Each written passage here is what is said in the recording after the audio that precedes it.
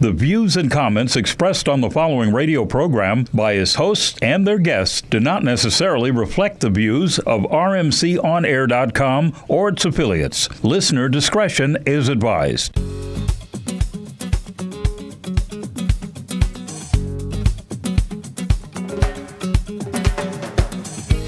And good evening. Welcome to another edition of Just Sports with Sonny Wells. I'm Sonny Wells. Welcome. It's a beautiful Friday evening here. It's finally cooled off some. Man, it was really burning up. All right. We decided to do something a little different tonight. In studio, of course, we have Mr. Smitty, and then we have a new person in here.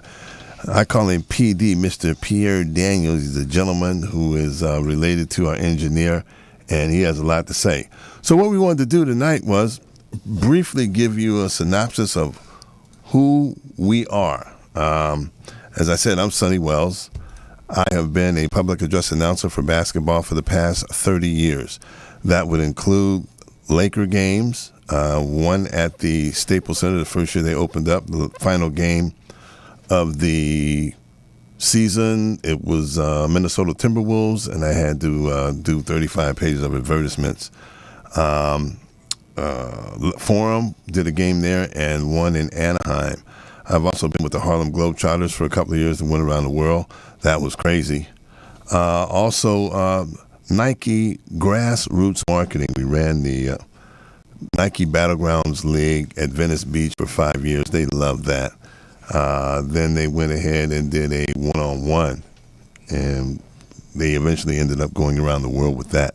So that was a lot of fun. Some junior college basketball and some high school basketball.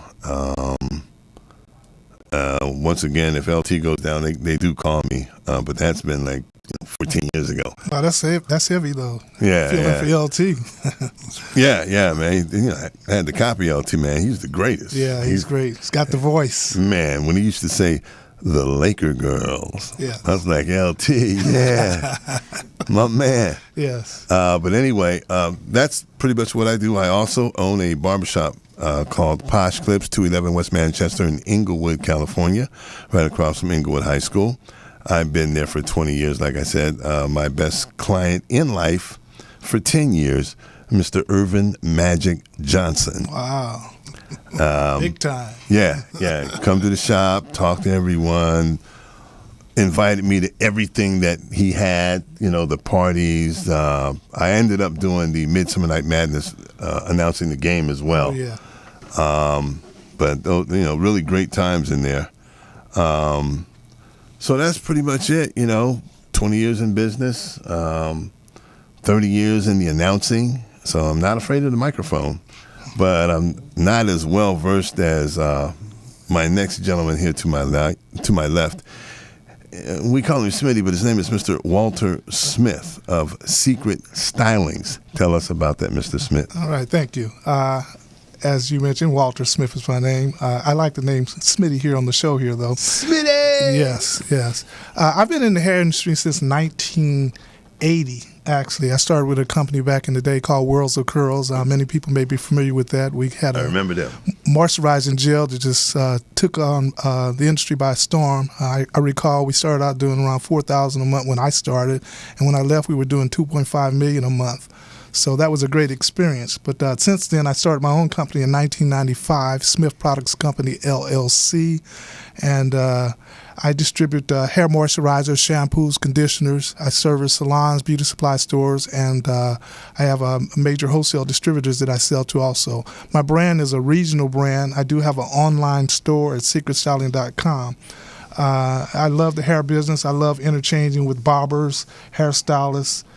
We do classes at some of the hotels around the city. We also participate in trade shows locally. So the haircare business is really a fascinating industry. It's a billion-dollar industry. Right now, natural hairstyles are taking over, and so natural ingredient products are what stylists are focused on. But my company has always produced quality hair products targeted for the Afro-American consumer. Keeps your hair soft and manageable without weighing the hair down. So that just gives you a quick shot at what I do, and but I'm enjoying being on your show every Friday evening, Sonny. It's great times. Thank you so much. Real quick, a shout out to my sister, Katya Yvonne Scott. It's her birthday today. Happy birthday, sis. All right. And finally, new gentleman here, Mr. Pierre Daniels, PD.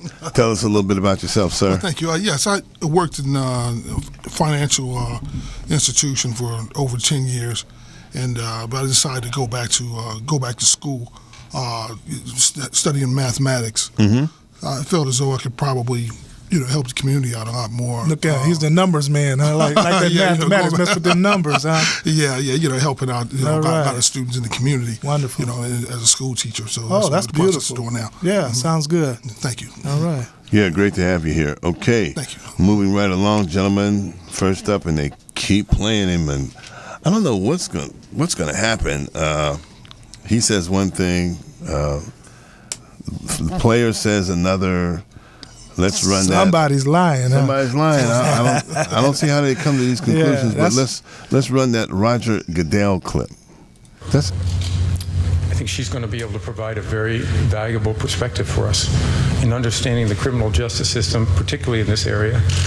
And those are the types of people we want to have part of our organization and part of our decision-making process. Mr. Goodell? Yes. Miguel Marquez. I'm Benji. What's going on? What are you doing? What are you doing? Don't take me to an elevator. Don't take me to an elevator. Please. Don't take me to an elevator. Please. Okay, we're going to CNN. Sorry about that. I had nothing to do with that. Mr. Goodell, Miguel Marquez from CNN. Yes. I guess there's a lot of confusion from fans out there about the mistake that you say that you've made. You talk about your investigative department at the NFL. I think she's going to be able to provide a very valuable perspective for us in understanding the criminal justice system, particularly in this area. And those are the types of people we want to have part of our organization and part of our decision-making process. Mr. Goodell? Yes. Miguel Marquez. I'm Benji. What's going on? What are you doing? What are you doing? Don't take me to an elevator. Don't take me to an elevator. Please. Don't take me to an elevator. Please. Okay, we're going to CNN. Sorry about that. I had nothing to do with that. Mr. Goodell, Miguel Marquez from CNN. Yes. I guess there's a lot of confusion from fans out there about the mistake that you say that you've made. You talk about your investigative department at the NFL. Man, that was crazy. Yeah. Oh, wow. I want to get it, but I get it. I just don't get it. He said he made a mistake. Yeah. And there was a part in there where this newscaster, or one of the reporters there, a lady, asked him a question. I don't remember what it was, to tell you the truth. But it seemed like it was staged. Okay. I don't know if we can get to that, but it seemed like it was staged. And I'm like, man, this guy, the ball player told him, hey, I knocked her out. Left hook, money took. 28,000 on the tables. Yes. She slapped and spit me. Yeah. Boom. It was over with. Lights out. Maybe she was sleepy. I don't know. But in any event, it happened, and he told him what happened, and okay, here's your punishment. Boom. And now they want to come back and re-punish him again? Double jeopardy there, can't because, do that. TMZ, had some other footage. Yes. TMZ is, ooh, boy, don't be around TMZ. They'll get you. So, look, I don't know what to think about that. I don't even have a comment on that because it is double jeopardy. How are you going to punish the guy twice for something that you already punished him for? Yes. Your thoughts, Smitty? Well, I'm personally glad that the Players Association stepped up on Ray Rice's behalf because, you think about it, he went to the civil authorities. They meted out punishment for him. He has to go to some kind of program to deal with his anger problem. Mm-hmm.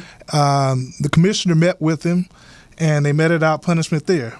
I was listening today. They said 2 games and $500,000. Right. And then he had the nerve, from my standpoint, to say that's not enough. Now he's saying it's not enough because of all the noise that these women groups and other advocates are making, and I do understand that. But $500,000 is a lot of money to penalize a person. So they could take that money and put to a domestic violence group, and he could do the time that they originally gave him, and plus he's getting the training through the social program that they sent him to for help. I mean, that should be enough for the young man. I mean, Roger Goodell says he made a mistake. Exactly, Yeah. and I was going to chime in on that before I let you go, Pierre. Sure. Why hasn't he fined himself? Yeah, he made a major mistake. He there. made a major mistake, Yeah. and he's ruining the lives of these other ball players. Why can't you take a hit too? Yes. Since you made a mistake and you're admitting that you made a mistake, Right. you know, you need to take a hit too. Your thoughts, Pierre? I certainly understand what you two gentlemen are saying, and I certainly agree with that. You look at the fact that Roger Goodell, most of it, he probably thought that after 2-game suspension and everything else, then if the media hadn't gotten to it, I mean the TMZ tape hadn't been aired from there, then he would have been able to pretty much, this would have been gone away. He didn't even think this is going to continue to be around, but because of the fact that this was shown by TMZ, then it went worldwide, of course. Yes. Then he had to readdress the situation for public relations and standpoint. You look at the fact that, like Smith said, you're looking at double jeopardy. However, we are looking at this is not a court of law. Right. Meaning that they can pretty much, they have their own set of rules and regulations and procedures that they go by. That even though the court of law should supersede that, yes. Until they actually go through that process, then from there they can pretty much do what they want to do. But like you said, the Players Union has jumped in, yes. and we'll see. It's on appeal right now, yes. So we'll get a chance to see how it actually turned out. But you can't just make the rules up as you go along. Yeah, and in actuality, they're not. They have some rules, bylaws for the operation of the NFL, and it states clearly that the commissioner's penalty is not to be overridden by any other penalty. And so that's where the conflict that they have, because they originally put out the 2 days, 5,000. Right, and so you can't come back with another penalty. That's what's stated in the bylaws. It's clear as daylight. So that's why I'm thinking Ray Rice has a great chance of winning this appeal. I would hope so, because golly, you have a set of rules. Yes. You go by the set of rules, right. And then we need to change those rules, right. And then you come back and slap him again. Yeah, that's we have another clip from The View. Rosie O'Donnell, she had a few interesting things to say, so we want to run that. And go ahead, Chris, hit that for us. What's interesting to me is that we, as a country, support football, and they've had studies that show it's life-threatening to every player. They have traumatic brain injuries. They're taking steroids, which really changes their judgment. They're encouraged and paid to be violent. Same with fighters, with boxers. They live in an arena of, it would be wonderful if they were able to separate the violence of their job with the violence in their life, but I don't think that's how human brains work. And believe me, I don't excuse any violence towards anyone. Yeah. But I do understand how a guy who knocks people over and pushes them down for a living and gets cheered might do that in his private life, even though it's wrong. Not necessarily, because, Nelson Mandela was a boxer. Wow. Okay, and he was the most peaceful man, on this planet. So that's not necessarily true. It may be true for a lot, but it's not true for all. Pretty interesting. Yeah. She said Nelson Mandela was a boxer. I guess he was a kind man outside the ring. Yeah. You didn't see the Nelson Mandela movie? No, I didn't. They highlighted very early that he was a boxer prior to coming into his civil rights. Yeah, I didn't take a look at that. Right. But she does have a point about the professional life and the private life. Yes. And how those two may come together. Your thoughts, Mitty? Yeah, when I saw that excerpt from the View show there, I kind of could understand where Rosie was coming from. You think about it, a running back is running into the holes, he's smashing into 300-400-pound men, and that's a violent sport. And then all of a sudden he has to shut down. And so he may find himself in a scenario or a situation where he's flared up, and that snap of his thought process causes him to react the way that he normally does in a football field. So it could happen. That would be the left hook money took. But it doesn't excuse it now, because when you look at the total number of players playing in the league, you don't have everyone doing the same thing that he's done. So that raises that question there. It's an isolated case. And they brought out some stats about that, as a matter of fact, that when you compare the number of men that are doing domestic violence in the National Football League to what's happening in the general population of men, is a small percentage. Well, that's good to hear. Yes. But, we saw different views on the elevator scene, and I think TMZ had a long one where they showed her slapping and spitting on him, I believe. I think he did something outside of that on another clip. But she basically walked into the left hook. Yeah. Now, I don't hit women. Yeah. But I'm sure with what Rosie was talking about, and what you were talking about, all of a sudden, this guy just automatically does that, and because that's what he does for a living. Yes. That's his reaction. Yeah. You now, hit and spin it, boom. And did you see the reaction after that? He didn't do anything. Like, that's normal. Yeah, that's what makes so many folks angry, too, with his after reaction. Yeah, it's like he was troglodyting her or something, caveman-ing her. And we still have, Adrian Peterson now? That's child domestic violence. Man, let's talk about that real quick, and I'll let you go. Absolutely. 4 years old is an age where you do discipline your child. Now, he has a guy, a little boy that stays with him, and then this other one's with another lady, correct? Yes. And I guess the other kid was the one that he whooped. Yes. Now, did anyone see any pictures on how bad that was? I saw it, yeah. The kid had whips on his legs, his arms, and they were sitting around his crouch area, too. He wasn't beating him in the crouch, was he? I don't know. Not around the crown jewels.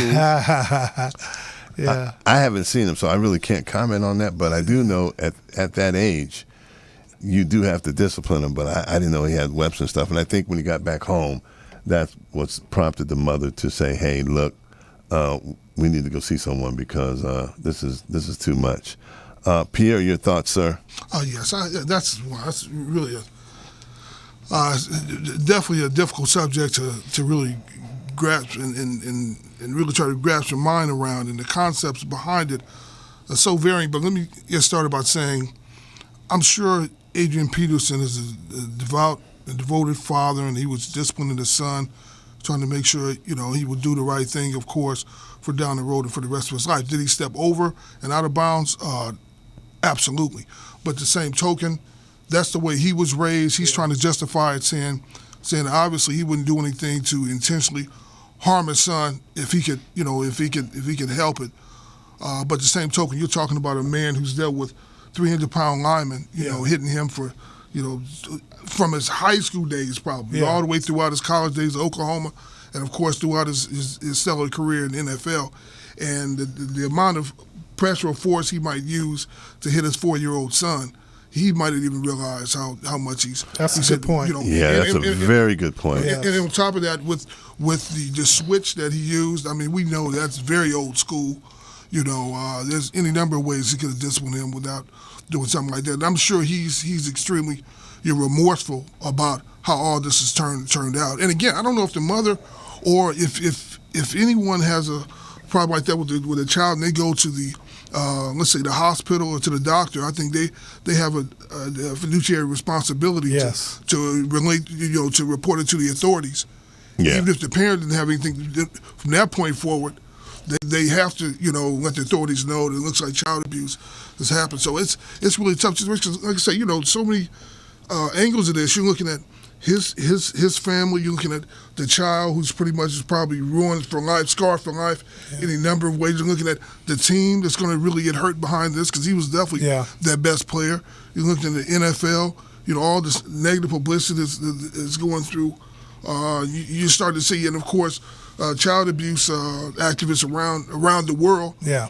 So it's just taking a life of its own. Yeah, Adrian Peterson has lost a lot of sponsors. You lost sponsorship too. Yeah. Unfortunately, and it's a criminal matter as well. Unfortunately, we all of us in here have something somewhere on our body from our childhood. Yes. You know, mine right here on my arm, and that was a cut in school. Yeah. But anyway, you know, it's a long story. Yeah. But different days, different times. Yes. Different application of whooping a little kid's behind. So, and I think you probably hit it on the head. He really didn't know his strength on what he was doing. He just needed to know he needed to discipline his child right then. And I think the story went that he pushed the other kid or something along those lines. Right. And I heard there was some cussing going on, so, you know, he might have deserved maybe half of that. Yeah.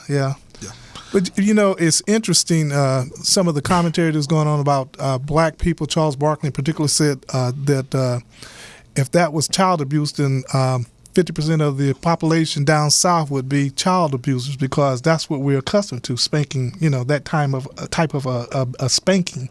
Right. I definitely agree with you on that, Smitty. On top of that, you know, you look at the fact that, hey, you're being reared, you know, definitely back, you know, in the day, our parents and their grandparents, you look at the fact that partially because of society, the fact that we knew that growing up that our parents, a lot of the time they were doing that in love, and they were like, hey, I would rather beat you here or else chastise you here, where if you go out into the real world, heard that comment. LAPD. That's right. And Santa Barbara you may police not get that sheriffs, second chance. Exactly, right. Yeah. And they definitely will definitely, you talk about police brutality. Yes. I mean, That, you know, that little spanking will be minor to what could happen to you. It gets you on the straight and narrow now, right? Even though it might have hurt you, you know, short term, long term, it probably benefits you. But obviously, there's different ways of doing it now. We're talking about 2014. Exactly, gentlemen. We'll be right back after a break from our sponsors, Pitbull. Hey, are you tired of those same old energy drinks with bad taste? Make a switch to Pitbull Energy Drink with a guaranteed no aftertaste. Pitbull offers more energy with ginseng and vitamins B6 and B12. With a ginger ale lemon lime flavor, Pitbull meets the consumer's demand for better tasting and healthier energy products with a guaranteed no aftertaste. Make a switch to Pitbull Energy Drink. Pitbull offers more energy with ginseng and vitamins B6 and B12. With a ginger ale lemon lime flavor, Pitbull meets the consumer's demand for better tasting and healthier energy products. For more information on Pitbull energy drinks, bars, and mixes, visit their website at hiphopbev.com. That's hiphopbev.com. Online orders available at hiphopbev.com. Pitbull, our sponsors. Yes, yes. Of course, I got some here right now, sugarless. Moving right along. So far, great job, gentlemen. Thank you. I'm enjoying the show myself. Glad to be here. Yeah. Mr. Pierre Daniels in the house. PD. I think we need to make you a regular, permanent fixture of our group here. All you have to do is ask. I'm glad to do it. Yeah, Wonderful. great. We have one guy that's out. My boy, my co-host, big fella. Big D, DeJuan Scott. D. Scott. Miss you, my brother. Yeah, he was. He had to go to that interview, and I think he had do something that hurt his back. Is that what it was? Yeah. He said his wife was really under the weather too, so he needed to spend some time with the wife. Yeah, you know that weather change, that kind of messed up everything with everyone. Yes. So look, we've got in the way of football, we've got the big game coming up Sunday, which is a copy of the Super Bowl, correct? Yeah, rematch, as it were. Yeah, I hope it's not like, man, that was so disappointing. Yeah. Your thoughts? What do you think you're going to see this Sunday? Well, I was listening to some commentaries regarding the Denver Broncos from the standpoint they've beefed up their defense. They brought in several key players. I can't call them by name, but DeMarcus Ware, from Dallas. Yeah. So they're going to play a better defensive game than they played against them in the Super Bowl, based on the fact that they have better player. Yeah, and then you have the number one quarterback in the league. Now you can't take that away from Manning. He's a great quarterback. the receivers, they're catching the ball for them. The first 2 games, they play some great games, so you can't knock them on that end too. And then we watched, I did Seattle Sunday, and everybody's making this big stink about the fact that Sherman, the defensive back for Seattle, had 3 passes thrown on him. Big deal, So they're trying to make it seem like Seattle's lost a step or 2 already, but that's going to make for an exciting game. What do you think, Pete? No, absolutely. I think that first of all, Denver's going to have revenge on their minds yes. because of what happened in the Super Bowl.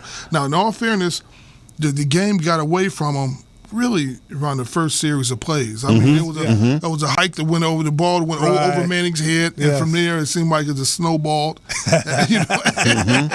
And they really weren't able to get back on track. Now, give Seattle, a lot of credit in terms of the defense. Browers, of course,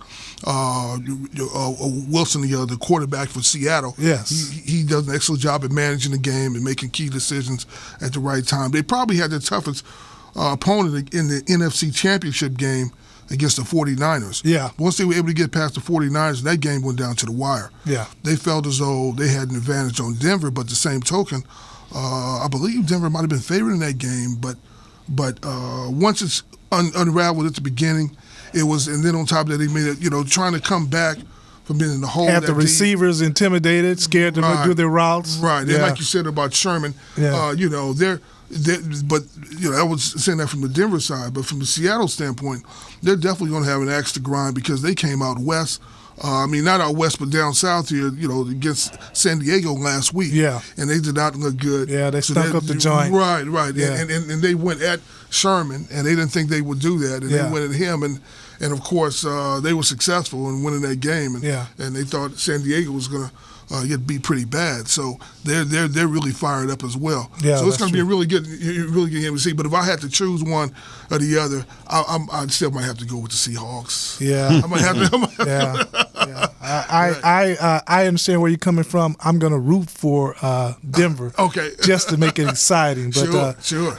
Seattle has a great team, and they'll probably be in the Super Bowl again this season. I would say they're definitely one of the favorites. Yeah. And when you mentioned about Peyton Manning, I don't know if any quarterback probably in the history of the game has been more prepared, and certainly one who definitely manages the game and runs the team better than Peyton Manning. I mean, Peyton Manning is the hallmark of when you're talking about quarterbacks, and he's definitely a first ballot Hall of Famer. Definitely. No question about it. No question about it. Mm-hmm. Yes.